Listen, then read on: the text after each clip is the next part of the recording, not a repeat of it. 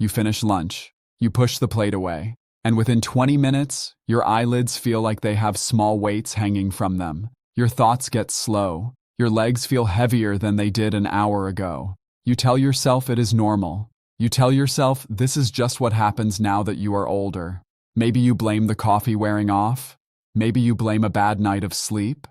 But if you pay attention, you will notice this happens even on days when you slept well and even without a drop of coffee anywhere near you. That pattern alone should tell you something else is going on. What is happening inside your body right now is not aging.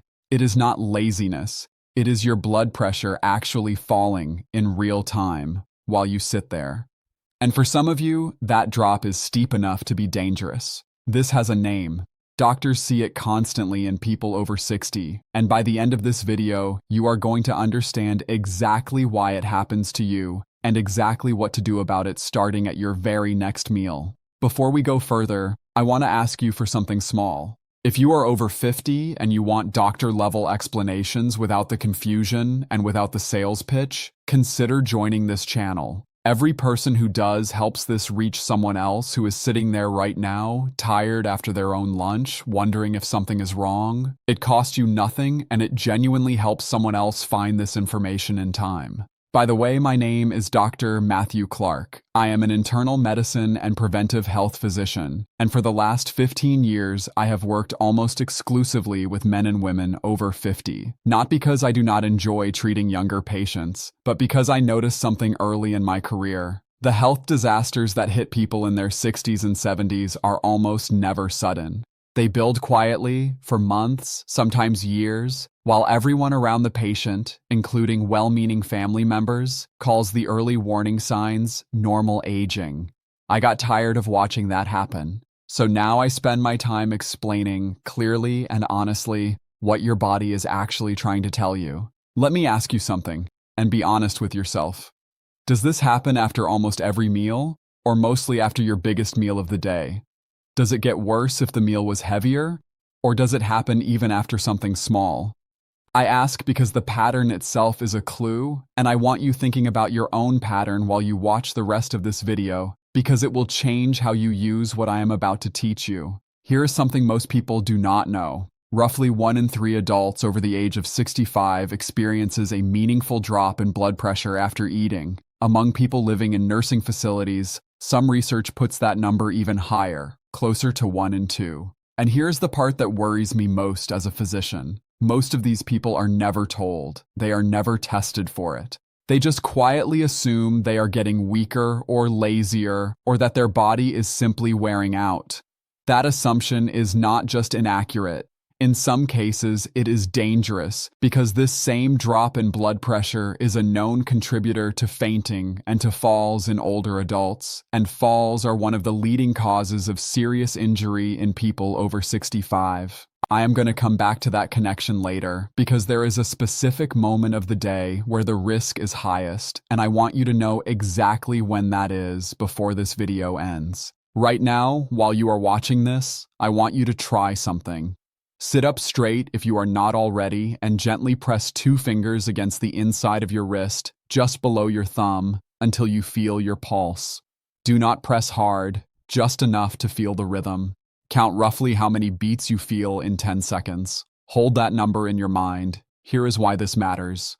If you check that same pulse again about 30 minutes after your next meal, and it feels noticeably faster without you having moved at all, that is often your heart quietly trying to compensate for a pressure drop happening elsewhere in your body. It is not something to panic over. It is simply useful information, the same way a car dashboard light tells you something worth paying attention to long before the engine actually fails. In a moment, I am going to explain why that small number matters more than you would ever guess after a meal. So here is what is actually happening inside you. The moment food reaches your stomach and your small intestine, your body makes a decision. It decides that digestion is the priority, and it starts redirecting a significant amount of blood toward your gut to help absorb everything you just ate. In a younger, healthier cardiovascular system, this is barely noticeable because the rest of the body compensates instantly. The heart beats slightly faster, blood vessels elsewhere in the body tighten just enough to keep pressure stable everywhere else, including your brain. It is a beautifully coordinated system, honestly one of the more elegant things your body does every single day without you ever thinking about it. But as we age, that compensating system starts to lose some of its speed and strength. The blood vessels do not tighten as quickly or as forcefully as they used to. The heart's ability to speed up on demand can dull slightly too, especially in people managing blood pressure medication, diabetes, or Parkinson's disease, all of which are common in this age group. So when blood rushes toward the gut to handle digestion, the rest of the body does not compensate fast enough. And that is when your blood pressure, everywhere outside your gut, including in your brain, actually drops, sometimes by a significant margin. There is a second piece to this mechanism worth understanding, because it explains why some people get hit by this much harder than others. The system that controls this automatic tightening of blood vessels is called the autonomic nervous system, and you can think of it like a thermostat running quietly in the background of a house, constantly adjusting the temperature without anyone ever touching a dial. In a younger body, that thermostat reacts within seconds. In an aging body, especially in someone with long-standing diabetes or Parkinson's disease, that thermostat can become sluggish, sometimes reacting a full minute or two slower than it once did. In the world of blood pressure, a minute or two of delay is an enormous amount of time, more than enough for pressure to fall low enough to affect how clearly your brain is able to function. This condition has a real clinical name. It is called postprandial hypotension. Postprandial simply means after eating, and hypotension means low blood pressure. So in plain terms, it is a drop in blood pressure that happens specifically after a meal, and it is one of the most underdiagnosed causes of fatigue, brain fog, dizziness, and yes, that overwhelming urge to nap in adults over 60. I want to be honest with you about something else too. This is not always harmless. In more significant cases, this drop in blood pressure is steep enough to cause actual fainting, especially if you stand up quickly after a meal. And fainting in someone over 65 is never a small event. It is one of the more common paths that leads to a serious fall, a hip fracture, or a head injury. I am not telling you this to frighten you. I am telling you because knowing this now, today, while you are simply tired after lunch, is exactly how we prevent it from ever becoming something worse. That is the whole reason I make these videos. There are a few specific signs that mean you should stop watching this video and call your doctor the same day rather than waiting. If you actually lose consciousness after a meal, even briefly, if you feel your heart racing or pounding irregularly after eating, not just faster but noticeably uneven, or if the dizziness after meals has already caused you to stumble or catch yourself against furniture or a wall. Any one of those three deserves a same-day conversation with your doctor, not a wait-and-see approach. Everything else I am about to teach you is still valuable, even if none of those apply to you. But I would not be doing my job honestly if I did not draw that line clearly. Now let me correct something almost every one of my patients believes before I explain this to them. Most people think tiredness after eating happens because digestion itself uses up so much energy that there is simply less left over for the rest of the body. It sounds logical. It is also not really true. Digestion does use energy, but not nearly enough to explain the wall of exhaustion many of you feel. The real reason is not that your body ran out of fuel. It is that your brain, for a short period, is not receiving quite as much blood and oxygen as it needs to feel sharp and alert. Mild oxygen and blood flow changes to the brain produce exactly the symptoms you already know: heaviness in the eyes, slower thinking, and that pull towards sleep that feels almost impossible to resist. Once you understand that the cause is circulation, not digestion using up energy, everything about how you manage this changes. Think of your circulatory system like a garden hose connected to two outlets at once. One outlet waters the vegetable bed, which is your gut, working hard to process the meal you just ate. The other outlet feeds a small decorative fountain, which represents steady blood flow to your brain, When your body is working well, the system automatically adjusts the pressure so both outlets keep flowing evenly, even while the gut outlet is demanding more water. But if that automatic adjustment weakens with age, the vegetable bed keeps getting plenty of water, while the little fountain slows to barely a trickle. The fountain is not broken. It is simply not being given its fair share in that moment. That is what is happening inside you after a heavy meal. Here is a number worth remembering. Research on this condition generally defines it as a drop of at least 20 points in the top number of your blood pressure, called systolic pressure, within 2 hours of eating.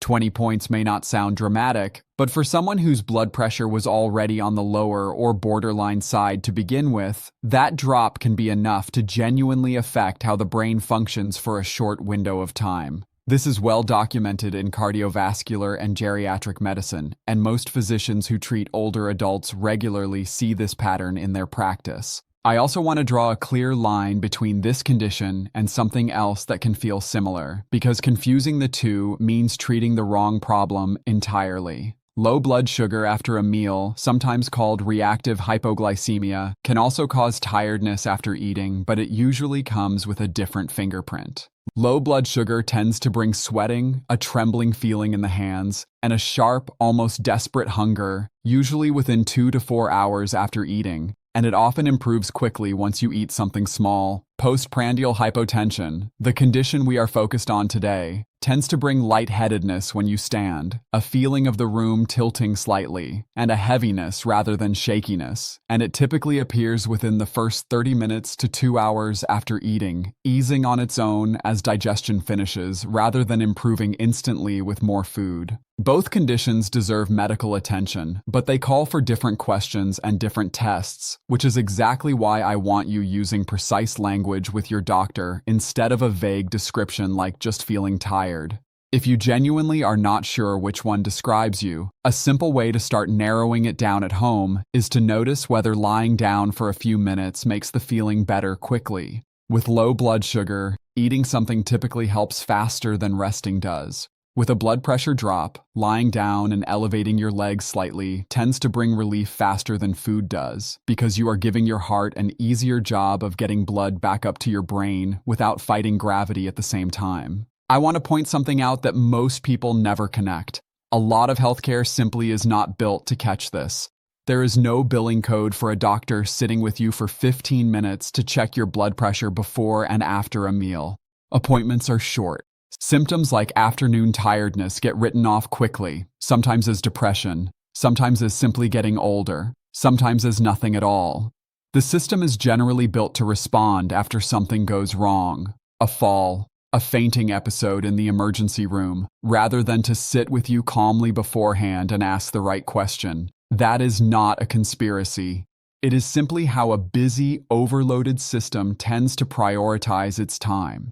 A doctor seeing 30 patients in a single day is not choosing to overlook you. They are working inside a structure that rewards speed over depth, and that structure was not built by any one person sitting in that exam room with you. Which means, honestly, a good part of catching this early falls on you and on people like me, making sure you actually understand what your own body is telling you long before an appointment ever gets scheduled. I see this pattern constantly in my practice, almost every single week. A patient comes in describing exactly what I described to you at the start of this video, tired after nearly every lunch, sometimes needing to lie down for 20 or 30 minutes before they can function again. Most of them have already quietly accepted this as simply part of getting older. Some describe it as a heaviness behind the eyes. Others describe it as a fog that rolls in and does not lift for an hour. A few describe it more physically, a kind of weakness in the legs that makes the walk from the kitchen table to the recliner feel longer than it should.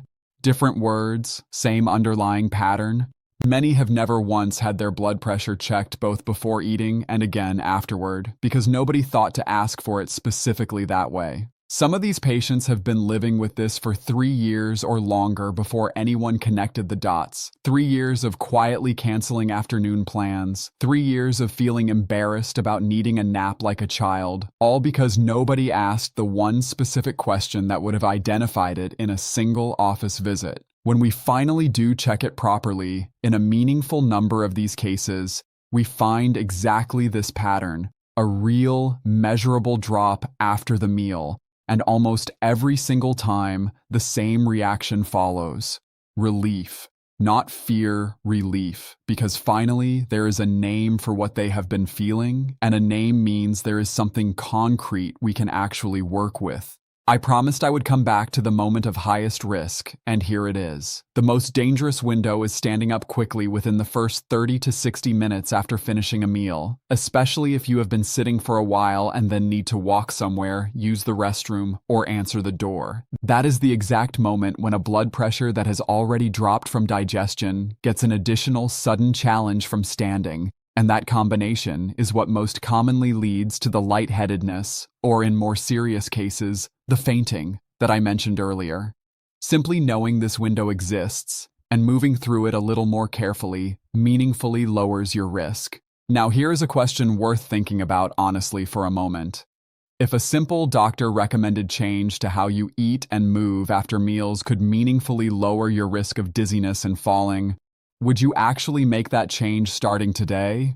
Or would you wait until after a scare forces your hand? Most people, if they are honest, say they would wait. I would love for you to be the exception. Before we get into exactly what to do, I would love to know something about you specifically. How old are you right now? I am not asking out of curiosity alone.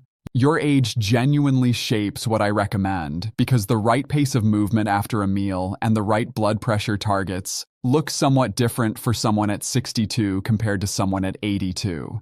It also shapes what topics I choose to cover next on this channel because I try to build these videos around the real people actually watching them, not a generic audience that does not exist. Here is something that tends to genuinely surprise people. Postprandial hypotension is actually more common in people who eat larger carbohydrate-heavy meals, which means the classic big lunch, the kind many of us grew up believing was the healthy, hearty choice, may actually be one of the biggest triggers for this exact problem. It is not that carbohydrates are the enemy. It is that a large volume of quickly digested carbohydrate can intensify how much blood gets pulled toward the gut all at once. Meal size and meal composition both matter here more than most people would ever guess.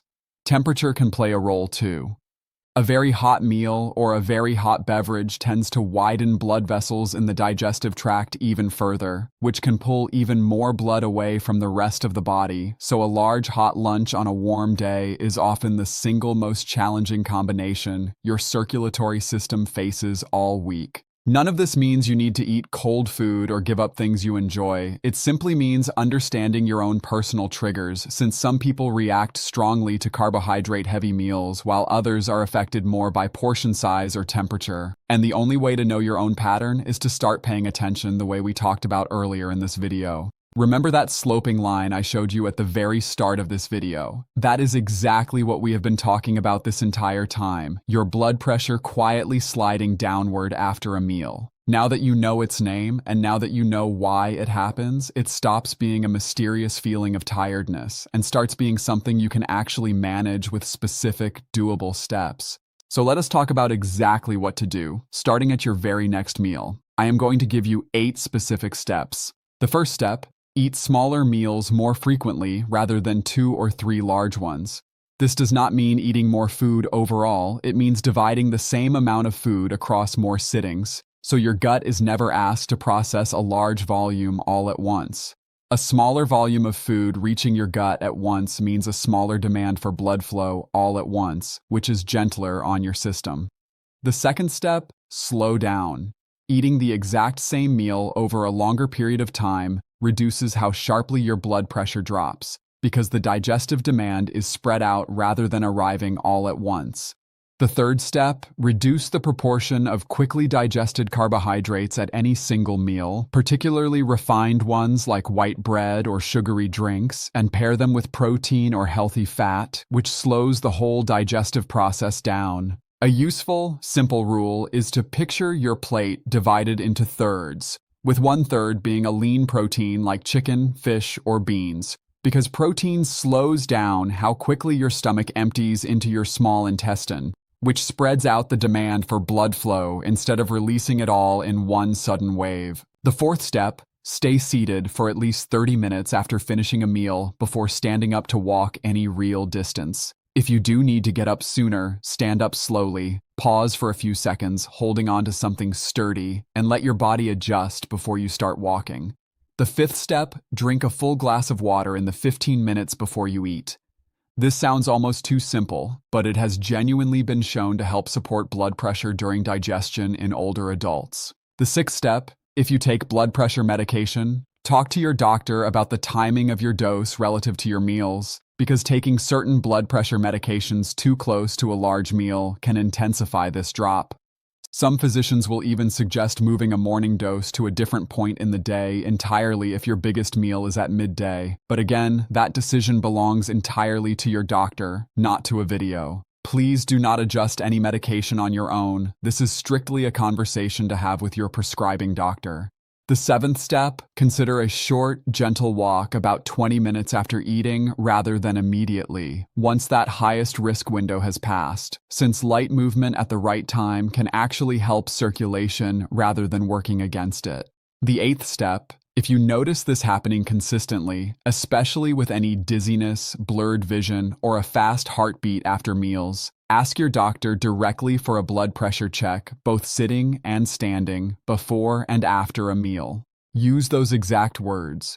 Bring a simple written log if you can, even just 3 or 4 days of what you ate and how you felt afterward, because a written pattern is far more useful to a doctor in a 15-minute visit than trying to describe it from memory on the spot. It ensures you get the specific test that actually catches this, instead of a general check that might miss it entirely. I want to be honest with you about one more thing. Once you start eating smaller, slower meals, and you notice you feel clearer and steadier afterward, there is a real temptation to think the problem is solved and slide back into old habits within a couple of weeks. That moment, the moment you start feeling better, is actually the real test, not the finish line.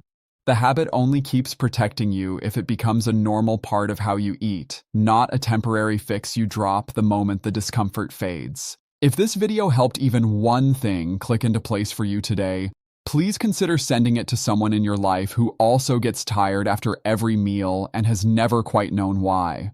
There is a real chance you could be the reason someone catches this early, long before it ever leads to a fall or a trip to the emergency room. That is not a small thing. That is genuinely one of the most meaningful things you could do with 30 seconds of your time today.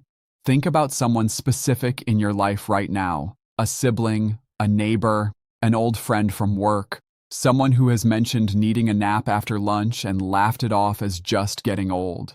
This video might be the exact thing that changes what happens to them next year.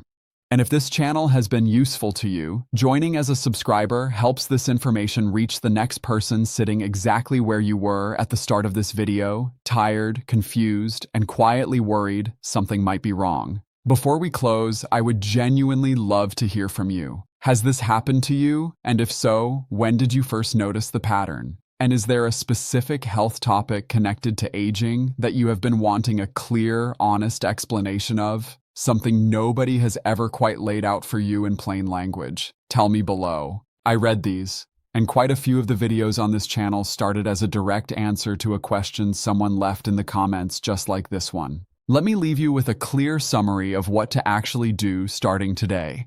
Eat smaller meals more often instead of 2 or 3 large ones. Slow down while you eat instead of finishing quickly. Reduce large portions of fast-digesting carbohydrates and pair them with protein or healthy fat. Stay seated for about 30 minutes after eating before walking any distance. And if you do stand sooner, rise slowly and pause. Drink a full glass of water shortly before your meal. Talk to your doctor about the timing of any blood pressure medication relative to meals without changing anything on your own. Take a short, gentle walk about 20 minutes after eating rather than immediately. And ask your doctor directly for a sitting and standing blood pressure check before and after a meal if this pattern sounds familiar to you. Thank you for spending this time with me today. Understanding what your body is actually doing, instead of just accepting tiredness as a mystery, is one of the most powerful things you can do for yourself as you get older. It is not weakness, and it is not a personal failing. It is information, and information is something you can act on. I would rather you walk away from this video with one clear name and 8 clear steps than with a vague worry and nothing to actually do about it, because a vague worry sits in the back of your mind and does nothing, while a clear plan changes what your afternoons actually look like starting today. If you found this valuable, staying subscribed means you will be here for the next honest explanation, and it helps this whole community of people looking out for their health keep growing. I am genuinely glad you spent this time with me. A lot of what gets labeled as simply getting older is not actually aging at all. It is an unnamed, unexplained pattern that nobody ever took the time to walk you through. And once it has a name, it almost always has a solution attached to it as well. One last thing before you go. Everything I shared today is meant to help you understand your own body more clearly and to guide a conversation with your doctor, not to replace one. Every person's health history is different, especially when other conditions or medications are involved. So please bring what you learned here directly to your own physician before making any changes. Take care of yourself, and I will see you in the next video.